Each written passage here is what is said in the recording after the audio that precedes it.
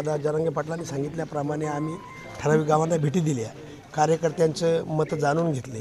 त्यांचं म्हणणं आहे की जरांगे पाटलांनी स्वतः उमेदवारी करू नये आणि बाळासाहेब ठाकरेंसारखं रिमोट कंट्रोल ठेवावं। पण ज्यांनी सत्ताधारी जे आहेत ते सत्ताधाऱ्यांनी मराठा समाजाची चेष्टाच केली आजपर्यंत, कोणीही न्याय देण्याचा प्रयत्न केला नाही।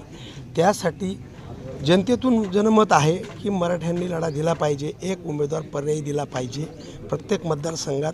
आणि सर्व लोकांची इच्छा आहे की आम्ही लोकवर्गणी करून देऊ, घरच्या भाकरी खाऊन फिरू, मतदारसंघात फिरू, असं लोकांचं मत आहे। मराठा समाजाचा हा लढा आहे, मनोजदादांनी जो उभा केलेला आहे मराठा आरक्षण, हा 27% जे ओबीसीतून आरक्षण आहे आणि त्या मराठा समाजाला ओबीसीतूनच 50%च्या आतलं आरक्षण भेटलं पाहिजे, कायद्यात टिकणारं आरक्षण भेटलं, त्यासाठी मराठा समाज एकवटलेला आहे।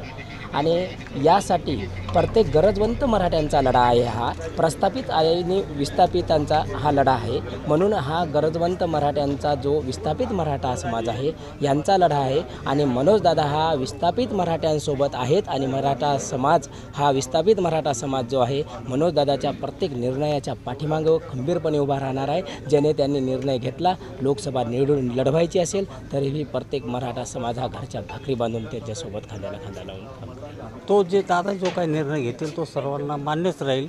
परंतु आमचं असं म्हणणं आहे की दादांनी रिमोट त्यांच्या हातामध्ये ठेवून उमेदवार उभेच केले पाहिजे, तर यांना शेव बसल।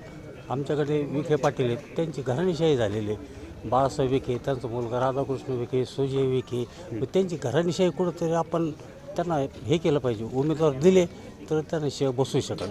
या निवडणुकीमध्ये मराठा समाजानं एक अपक्ष उमेदवार म्हणून समाजाला पर्याय देणं खूप गरजेचं आहे। कारण आपण पाहिलं की प्रत्येक वेळेस राजकारण लोकांनी आरक्षण देतो म्हणून असं दिशाभूल केली आहे आणि समाज हा संपूर्ण समाज आणि वंचित समाज सुद्धा त्या ठिकाणी येणार आहे आणि धनगर समाज येणार आहे, मुस्लिम समाज येणार आहे। या सगळ्या समाजांची एकत्र जर मनोजदादांनी जर मूठ बांधली तर निश्चितरित्या सर्व जागा या ठिकाणी मनोजदादाच्या नेतृत्वाखाली ठिकाणी विजयी होतील असं आम्हाला खात्रीशीर वाटतं आहे।